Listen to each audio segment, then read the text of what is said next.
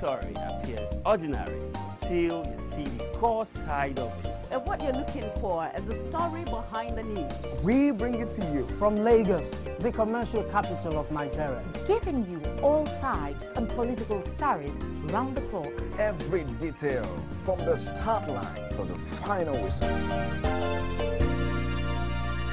CoreTV News, expanding your view.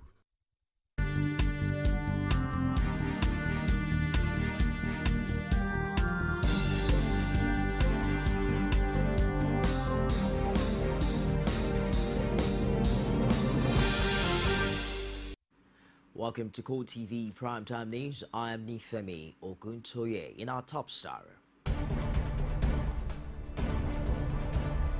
President of Benin Republic Boni Yayi commends President Goodluck Jonathan over recent successes in the war against insurgency.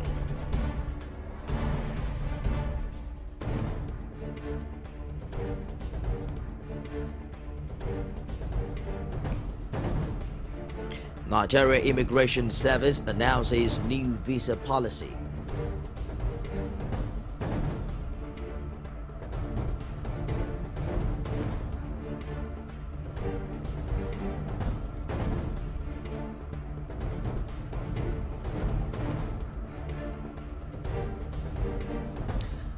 Outside Nigeria, Burundi President Pierre Nkurunziza's troops claim control of Bujumbura.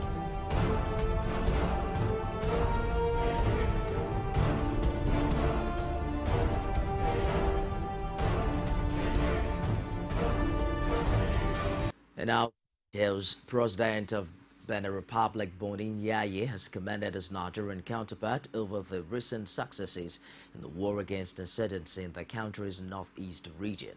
He also described the manner President Goodluck Jonathan conceded defeat as worthy of emulation by all African leaders.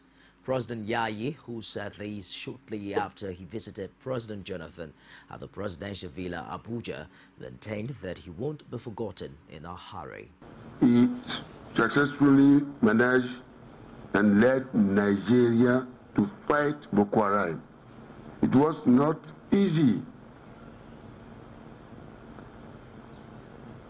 I remind him that Nigeria is the only country to have been able to face this plague in West Africa. Because in our countries, with small countries, it was not possible. Nigeria is a great, great country, and the President Ebele is a great president. It's time to say that during his mandate, Nigeria has been also recognized as the first economic power in Africa. It's not easy also. President is a very great statesman.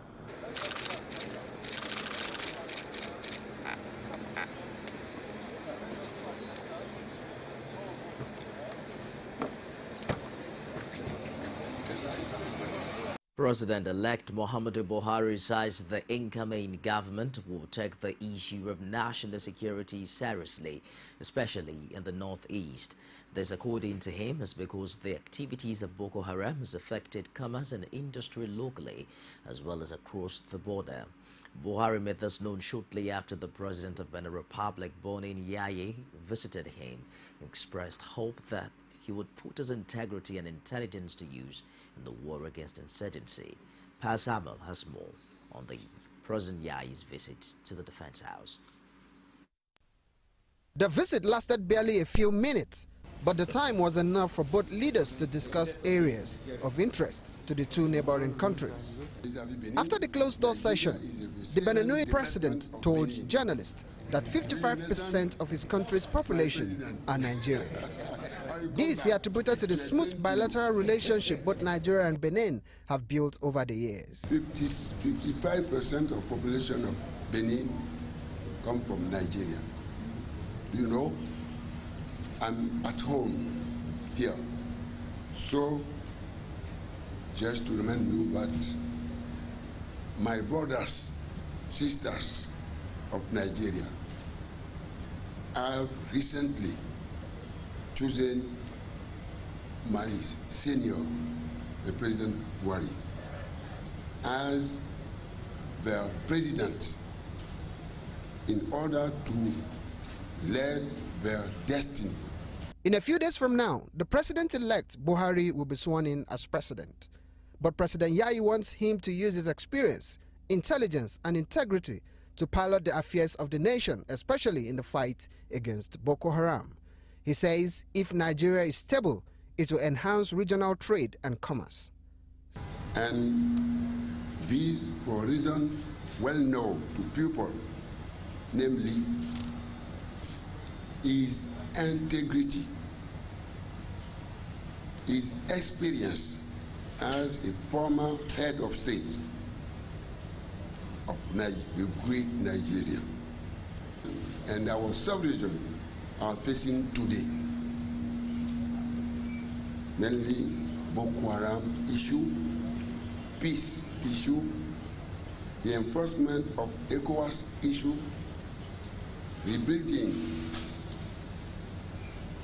Nigeria, our sub-region, mainly Nigeria economy as the engine of the sub-region economy.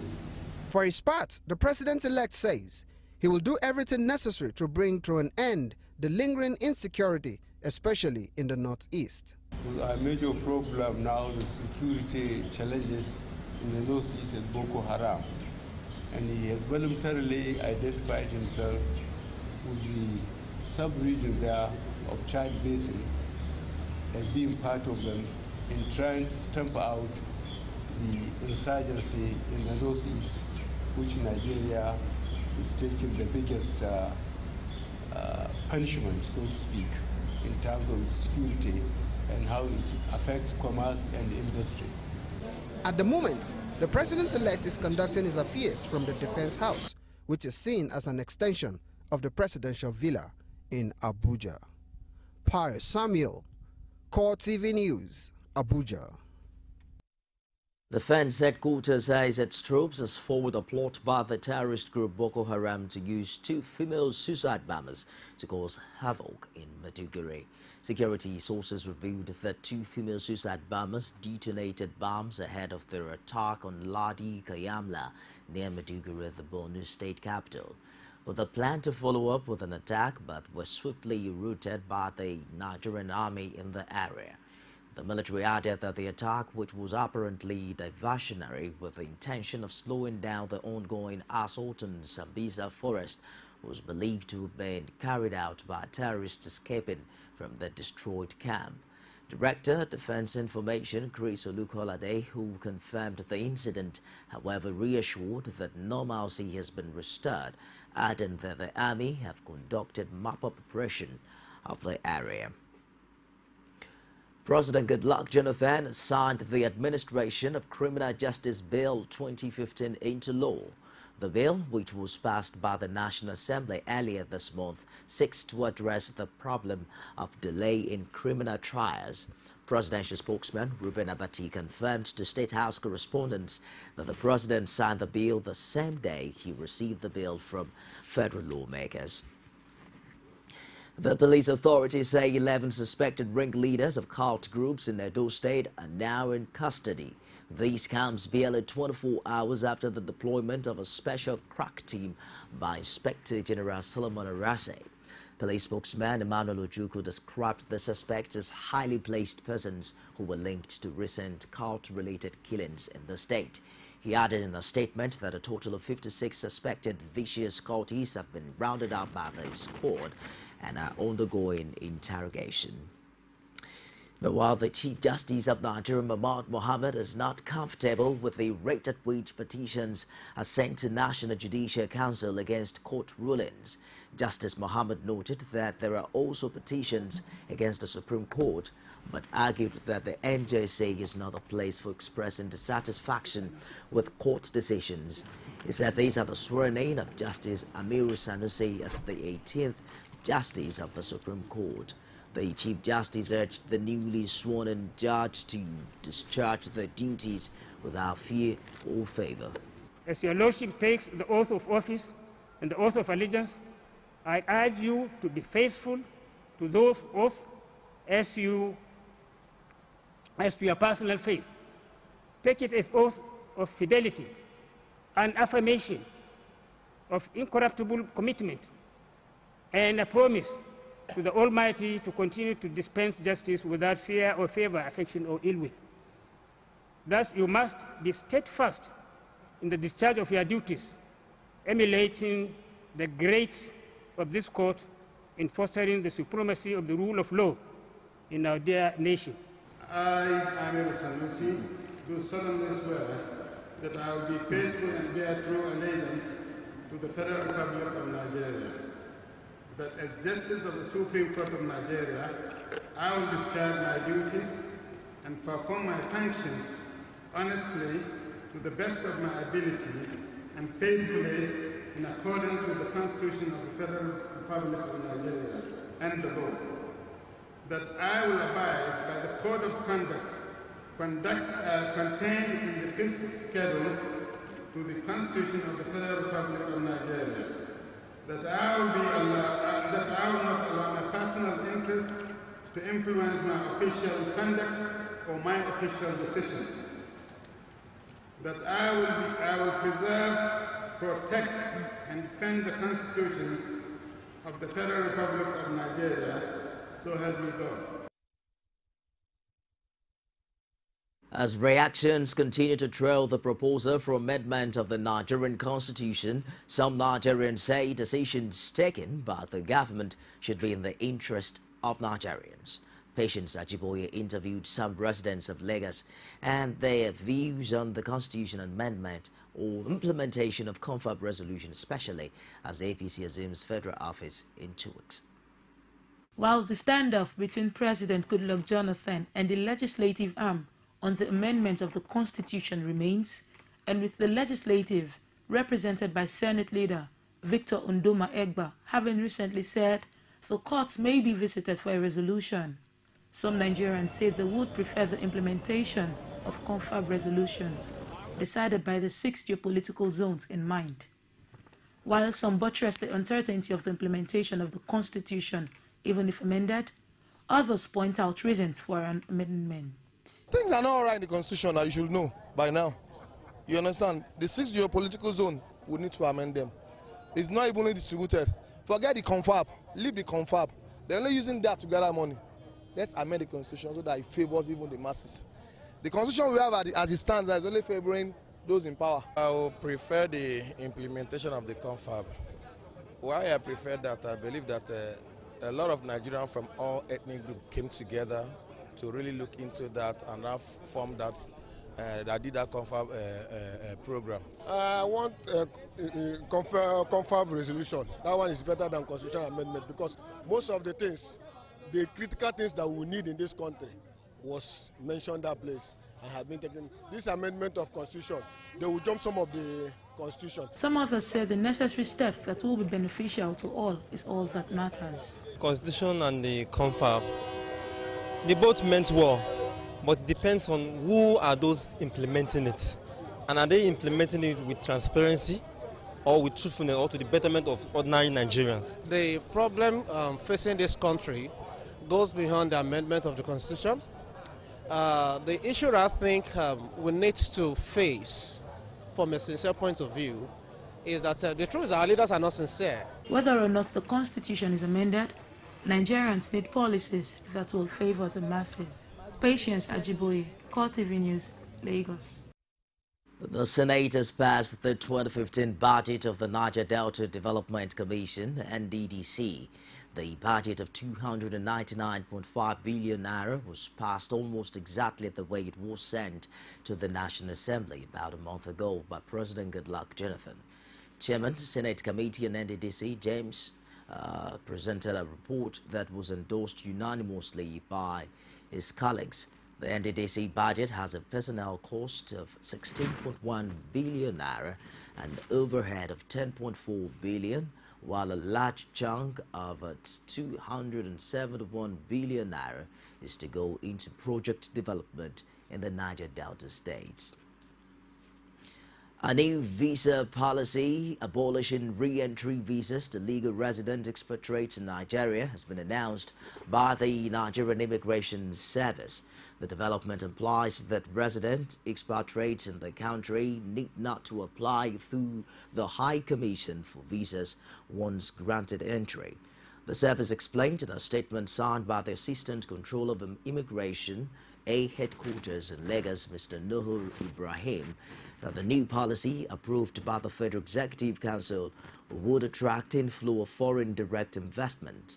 It noted further that the policy would encourage rapid industrialization and employment generation, adding that it would also attract innovators and highly skilled professionals into the country.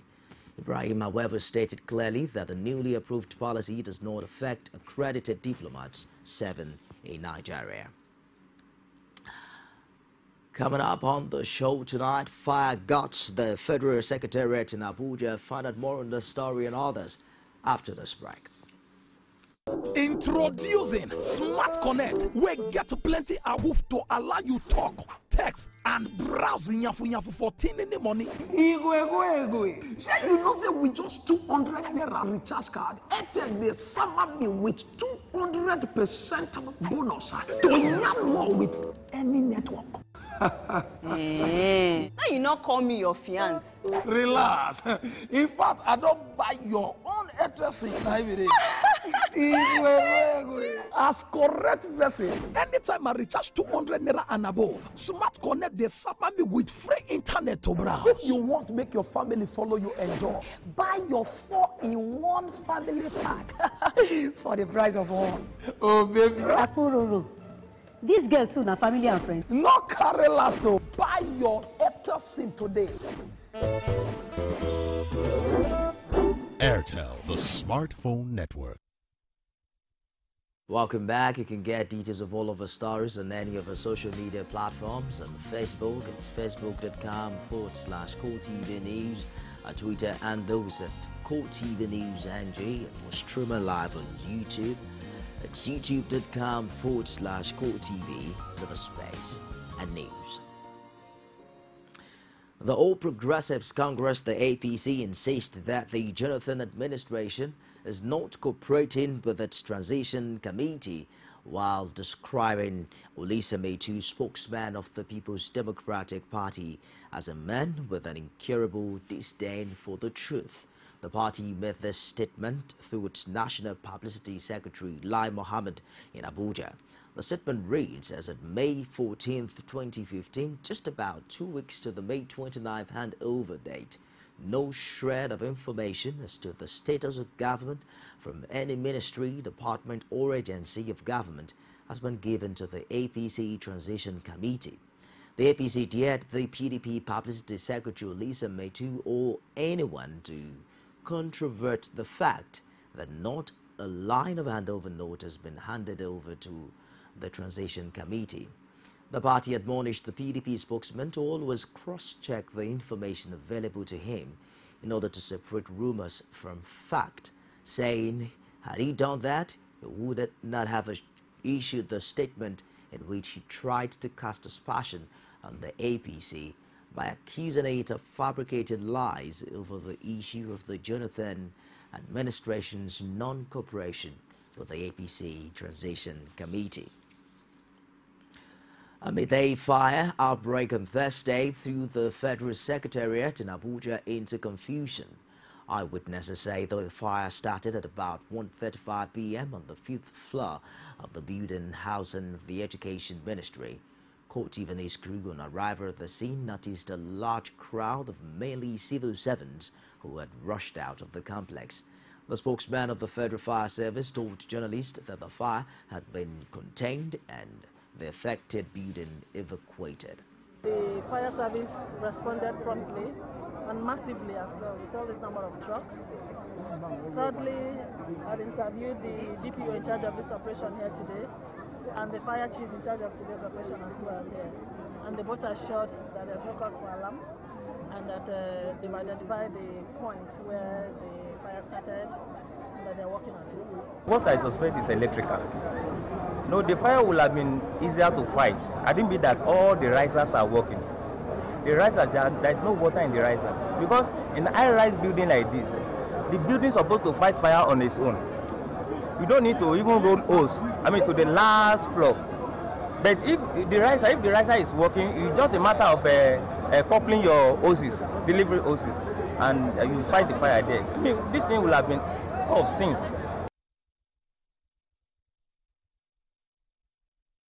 "24 years after, with non-payment of entitlement, the 1991 retrenched workers of the Nigerian port authorities have cried out for justice in a protest as they accused the NPA management of disregarding the rule of law and court judgment as it concerns collective industrial and labor agreements between employers and employees. The aggrieved workers under the umbrella called Nigerian Ports Authority 1991 retrenched employees say life has been unbearable in the past 24 years since the alleged unjust sack by management of the NPA. Omotayo Alo has more in this report. These representative of the over 2,750 retrenched staff of the Nigerian Ports Authority on 10 June 1991 say they have suffered enough. They insist it is high time the NPA management paid their 24 years overdue entitlements. The national chairman of the group, now known as NPA 1991 Retirees, by virtue of the judgment of the Supreme Court of Nigeria, accuses certain cabal in the organization of frustrating the process to release their entitlement, therefore calling for an urgent intervention by the outgoing and incoming government. So if they can come after this cabal and get rid of them from the system, I'm sure the newly appointed MD in NPA will do the right thing. The judgment is there. Just for them to follow the judgment is the problem. All the affected ex-workers attested that some of their members have suffered early deaths as a result of poverty and uncertain future. Nigerian Post Authority acronym is no proper arrangements, and we refuse to be part of that rubbish. We don't want to toe that line. They should pay us our entitlements accordingly. By right, if somebody, one person, even a cleaner in NPA, they start in 1991, made 70 million as it stands now. Because if you calculate the time they cheated us till now, a small person can make 70 million. So we are claiming 70 million each. Not less than 70 million each person. NPA is corrupt. NPA is wicked. Marriages have gone. Children are vagabond. And people are sitting on the money the federal government approved to them to pay the people. Jonathan, arise. Now, get the money first. The group leader blamed the late outcry on the former leadership of the retrenched employees group, claiming that at this stage, they would not rest until their demands are met. So all we are saying is that NPA over time have cheated all of us. They made our hopes to be broken. Omotayo Alo, CoreTV News, Lagos. Touching story there. The associations for consulting architecture and engineering say the violation of building codes affecting the health and safety of Nigerians, an increased number of collapsed buildings as a result of government's long-time negligence of indigenous architecture and engineering. The joint associations made this known while addressing the press in Lagos. Patience Ajiboye was there and completes the story.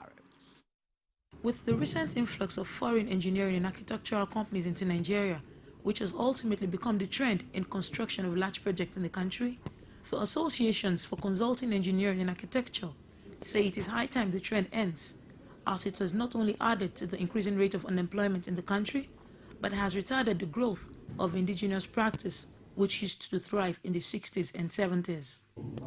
National President of Association for Consulting Engineering, Timilola Kehinde, says, with the right atmosphere, Nigerian engineers will prove to the government that they are fit for the job. You can get Nigerians to do them for you. They'll be cheaper. They'll be more relevant to the environment, environmentally compatible, and even culturally Nigerians will benefit more.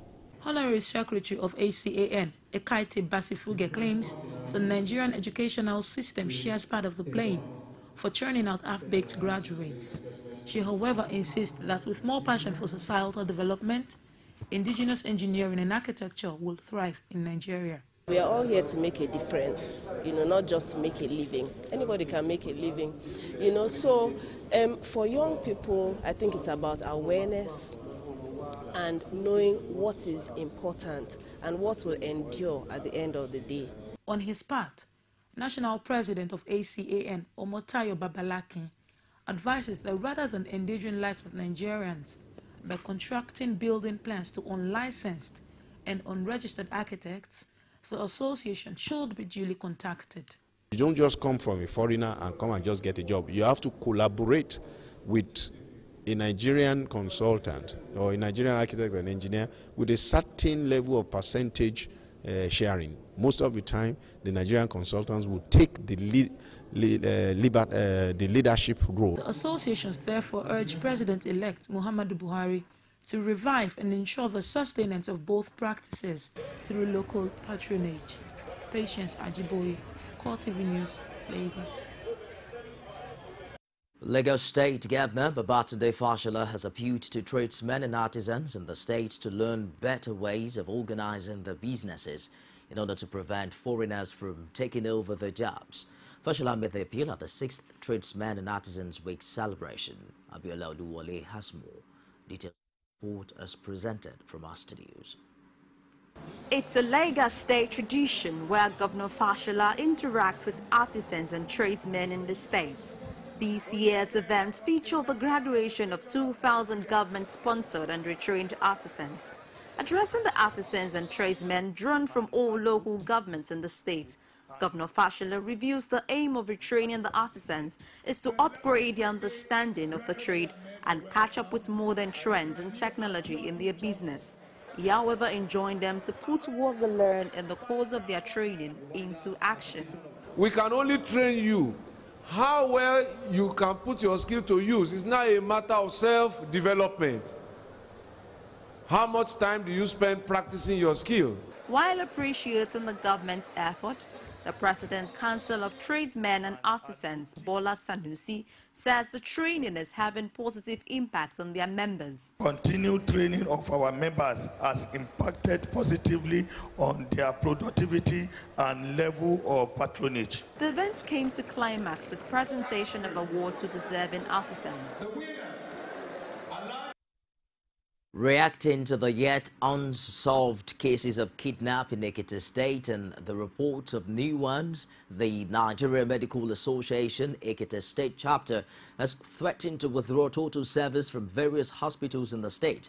The guild also blamed the Ekiti State government and the police for not doing enough in the release of the victims in captivity and general protection of lives and property. Rashid reports now from Ado Ekiti. It's been 2 weeks since the kidnap of Margaret Aladenika, a nurse at the Federal Teaching Hospital in Ido-Ekiti, and so far there has been no headway concerning her whereabouts and other subsequent kidnappings recorded afterwards. Miffed by this development, the state health workers embarked on an indefinite strike with skeletal services delivered at the emergency unit, and with no news of any release, the NMA leadership puts the blame at the doorsteps of the state government and security agencies, even now as they allege renewed threat messages from kidnappers. The recent incessant threat messages to our members follow the perceived security lacunae by these kidnappers and some yet unidentified individuals since the serial cases of abductions. It is appalling that several security meetings in the state have yielded little or no result, as medical doctors, health workers, lecturers, and other citizens still move about with morbid fear. The doctors call for the unconditional release of kidnapped victims and improvement in the state security network, or risk total withdrawal of health services from health facilities across the state. We hereby call on well-meaning individuals in the state to join us in the bandwagon of appealing to the government at all levels and security agencies to institute palpable and visible measures in ensuring the release of those kidnapped, and also the protection of average citizens of the state to avoid total withdrawal of the emergency services in our hospitals. The government keeps promising to get the kidnapped victims released while the health workers down too. It is the populace that bears the brunt as they are caught between insecurity and non-working health institutions. Rashid, CoreTV News, Ado Ekiti. Back in Lagos, where the state government says tanker drivers are responsible for the gridlock in the Apapa and some areas of the state.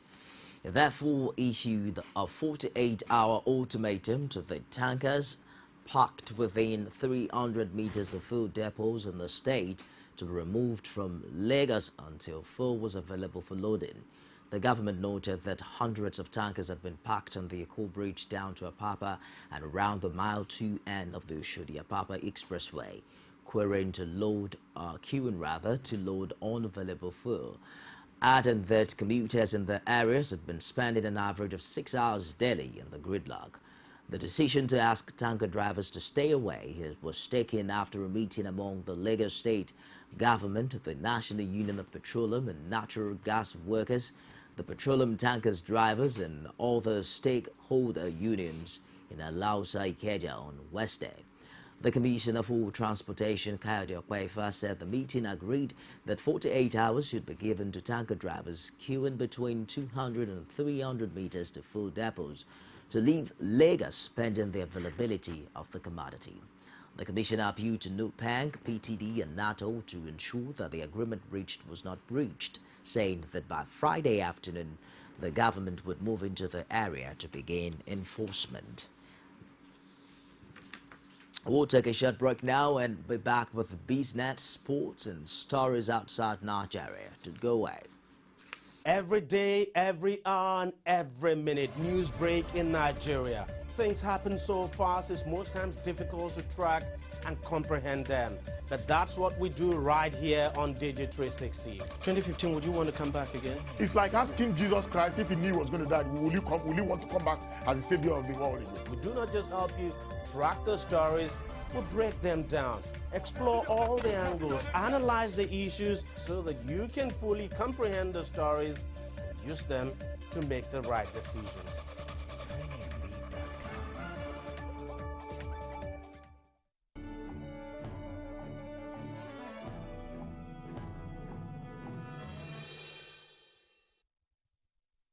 On Business Tonight, the National Bureau of Statistics has reviewed the method for computing unemployment figures in the country. It has consequently concluded that there are more underemployed people in the country than unemployed.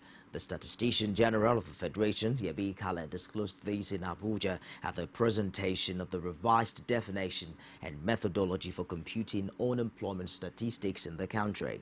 He added that the review, which is in line with international best practices, is expected to significantly reduce Nigeria's official unemployment rate as of 2011 from 23.9% to 6.4%. One of the major challenges facing most countries in the world, we all know, including Nigeria, is creating sufficient jobs, especially for our growing youth population. Whenever I come across issues related to youth and unemployment, all other things take my attention and are put on hold. I feel it is our collective duty to take the challenges we face and turn them into opportunities. Being employed not only drives the industrial force of a nation, it also helps individuals gain a sense of pride and duty in their collective effort to contribute to the growth of their nation.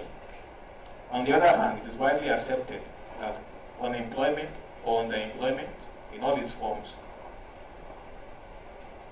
create youths as readily available for antisocial criminal activities that undermine the stability of a society. To resolve our unemployment challenges, we have to get our statistics right. We have to call things what they are technically and remove emotions and sentiments from data production. There are technical definitions for unemployment, for underemployment, for structural employment, for seasonal unemployment, for vulnerable employment, and it has to be properly classified so that policymakers can address the real problems. This has become imperative for the formulation of employment policies, quality data for economic planning and development in Nigeria, for international comparative analysis, and for the achievements of the government transformation agenda for poverty reduction, wealth creation, and employment generation. And it will also go a long way to serve as a policy tool for the incoming government for job creation and unemployment reduction in Nigeria. In a bid to reduce the level of multi-taxation in the country, the federal government has now approved the harmonization of taxes and levies across the country. The Minister of State for Finance, Bashir Yuguda, disclosed this on Thursday in Abuja while speaking at the opening session of the 17th Annual Tax Conference of the Chartered Institute of Taxation of Nigeria. The workshop with the theme Inclusive Economic Growth and Sustainable Development, Fiscal Imperatives, Prospects and Challenges. According to Yuguda, it had become imperative to strengthen and harmonize the nation's taxes and levies in order to avoid multiple taxation, noting that it was agreed by council members that small and medium enterprises should not be put out of business with unfair taxes. Also, the Institute has completed the compilation of a charter of tax demands for the attention of the incoming administration. The federal government has now inaugurated the Foston House Audiovisual Studio at the Consumer Protection Council. This, it says, it's to check business practice of consumer abuse with impunity. The Minister of Industry, Trade and Investment, Olusegun Aganga, who commissioned the studio in Abuja on Thursday, said the project would help increase consumer awareness. He said the awareness campaign that would be carried out from the studio would make business learn how to respect consumer rights more, since it will be easier for grouped consumers to name and shame fraudulent operators through the various CPC studios across the zonal offices in Nigeria. Whilst the advent of industries in new areas like telecommunications, information technology and online sales had brought new challenges for consumers as regards getting full value for their money, the current management of CPC was resolute in its drive towards addressing critical issues of abuses across all sectors of the Nigerian economy. Nigeria sold bonds worth a total of 60 billion naira at lower yields on all tenors at an auction on Wednesday, according to the Debt Management Office. The debt office said in a statement that investors submitted total bids of 183.34 billion naira compared with 184.72 billion naira at the last auction. The 5-year, 10-year and 20-year tenors each received a total of 20 billion naira. The 5-year paper was sold at 13.84%, lower than 14.44% the debt attracted at the last month's auction. The 10-year bond fetched a yield of 13.48% against 14.22% last month, while the 20-year debt attracted a yield of 13.88% compared with 14.45% last month. Now to join Sabena on the stock market report. CoreTV News Stock Market Report. Hello there and welcome to the Stock Market Report segment with me, Sabena Izuku. The equities market on the floor, the Niger Stock Exchange ended on a positive note today as the Nigerian All-Shares Index appreciated to 0.61% to close at 34,416.29 basis points. The market capitalization rose to close at 11.86 trillion naira. 40 oil topped the gainers chart to follow by 7-Up, Flour Mill, Presco and Dangote Cement. And on the flip side, Ikeja Hotel topped the chart, followed by Skybank, National Salt Company of Nigeria, and Honey Flour. And on the top trade side, United Bank for Africa topped the chart, followed by Zenith, Chamarams, Guarantee Trust Bank, and Access Bank. Just before we wrap up the stock market report, here's the currency trade for today. I am Sabena Isuku.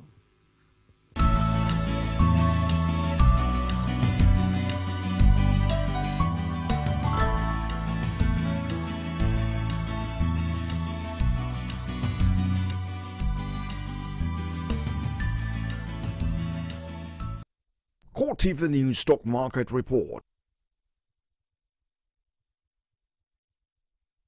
And now to some sport action. NFF President Amaju Pinnick will hand over the sum of $400,000, that's about 88 million naira, to the Super Falcons squad if they reach the final of this summer's FIFA Women's World Cup finals in Canada. The Super Falcons have only made the last 8 of the Global Championship once, when victories over North Korea and Denmark saw the team in the quarterfinals in the United States of America. That was in 1999. But the squad led by Florence Amagbemi lost out at the stage, beaten 4-3 after extra time by Brazil. The NFF boss, who spoke while meeting the African champions post-training session at the FIFA Goal Project National Stadium in Abuja, went philosophical in motivating the girls. The Falcons, who had been training in Abuja since last month following a 9-1 aggregate thumping of Mali in the only qualifying round for the women's football tournament at the All-African Games, will depart Nigeria on Tuesday for a 16-day training camp in Toronto ahead of the 7th FIFA Women's World Cup finals. Meanwhile, Nigeria's senior former women's striker Asisa Toshuola is keen to reenact the form which saw her win 2 individual accolades in Canada during the FIFA Women's World Cup next month. Toshuola burst into the world stage with a performance at the 2014 FIFA Under-20 Women's World Cup, where she won the Golden Boot and Golden Ball for being highest scorer and best player respectively. She'll return to Canada next month with a senior woman and hopes to confirm her billing among the best female footballers on the continent. Well, definitely it's a different ball game, but what I will say is that I will go to Canada again and give my best and prove that I'm a good player, and that what happened in 2014 was not a fluke. I have to make sure I give the fans a lot of reason to smile in Nigeria. End of quote. In 7 appearances at the Women's World Cup, Nigeria have only gotten past the group stage once. Nigeria Super Eagles coach Stephen Keshi is expected to name 26 players from the Nigeria Professional Football League for camp that will open next week. May 18 is the tentative date for the opening of the camp, and Keshi's second return to the Super Eagles, with star players like Ofon Odo and regulars Azubuike Gwekwe, Bolahon Salami and Daniel Akpeng expected to make the cut. Keshi has spoken about rebuilding the former African champions with a base made up of lots from the domestic scene, the fulcrum of his victorious 2013 Africa Cup of Nations side. He also reiterated that only players who have been consistently performing well with their clubs in Europe would be invited to join the team for the 2017 African qualifiers. Nigeria faced Chad in Tanzania in June as they opened their qualifying campaign for Gabon 2017 after failing to defend their title in Equatorial Guinea. Outside Nigeria, the Spanish football season will be allowed to finish after the week-long Spanish Football Federation suspension and players' strike ended. After Spain's High Court ruled the players' strike over a TV rights dispute was unlawful, the RFF reversed suspension of the end of the season. Barcelona can win La Liga on Sunday with a game to spare if they beat current champions Atletico Madrid. The Spanish Cup final will also go ahead as planned on 30th of May. Barca, who have also reached the Champions League final in which they will take on Juventus, play Atletico Bilbao at the new camp in the domestic Copa del Rey final. For some tennis, world #1 Serena Williams has pulled out of the Italian Open because of what is called an elbow injury. The 33-year-old withdrew shortly before she was due to face fellow American Christina Michelle in round 3. But the 19-time Grand Slam champion does not think the injury, which is affecting her serve, will be an issue at the French Open, which begins on Sunday, 24th May. Williams was the defending champion in Rome. Britain's world #3, Andy Murray, has pulled out of the men's event, citing fatigue. Formula One drivers will take the unusual step of surveying fans as Bernie Ecclestone and other key players are exploring ways of spicing up the sport. With Mercedes once again dominating this season as Lewis Hamilton and Nico Rosberg fight for supremacy, Formula One is under fire for lacking excitement. Ecclestone and co are already contemplating rule changes for 2017. But drivers have decided to take matters into their own hands by asking fans what they would do. Unlike most businesses, Formula One rarely asks consumers for feedback. Instead, ideas for change tend to be generated internally on the basis of what senior figures believe is the best approach. We'll take a break now, and I'll be back with more stories outside Nigeria. Don't go away. You know, Angela, that's a very difficult question. It is difficult to respond to that question. Angela, that's a great question. Great question, Angela. Angela, that is a very great question. That's a great question, Angela. Okay, that's a great question. Yeah, very good question. That's a good question.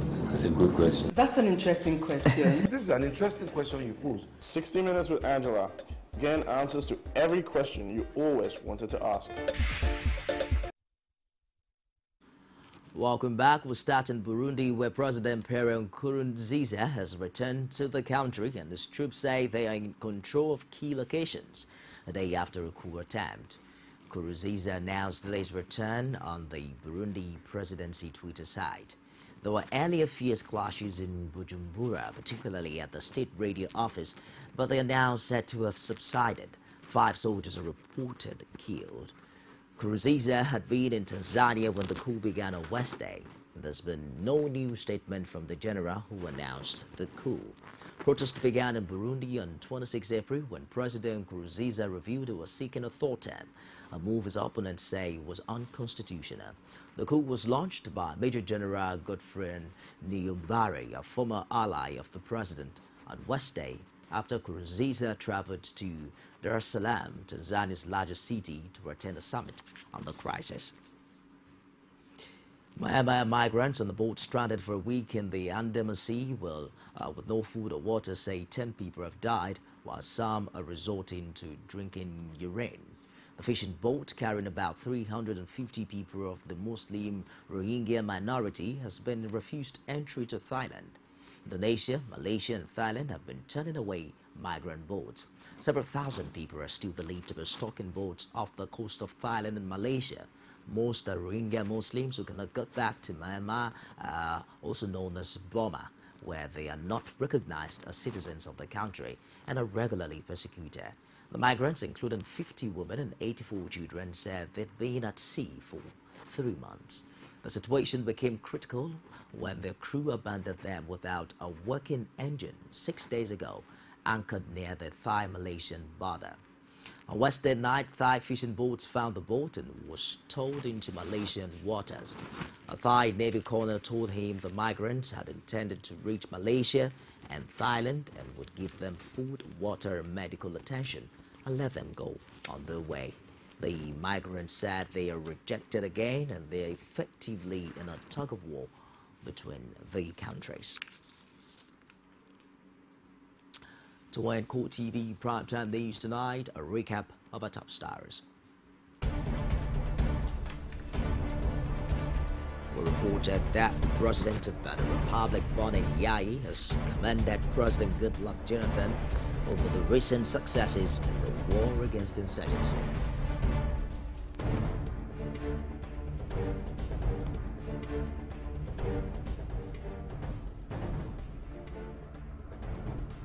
Nigeria Immigration Service has announced a new visa policy.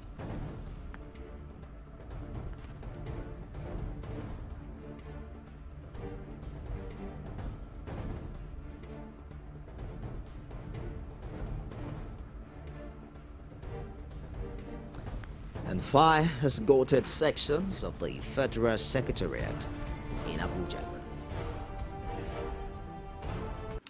And that's it on the news. On behalf of everyone here, I am Nifemi Oguntoye. Thanks for being there.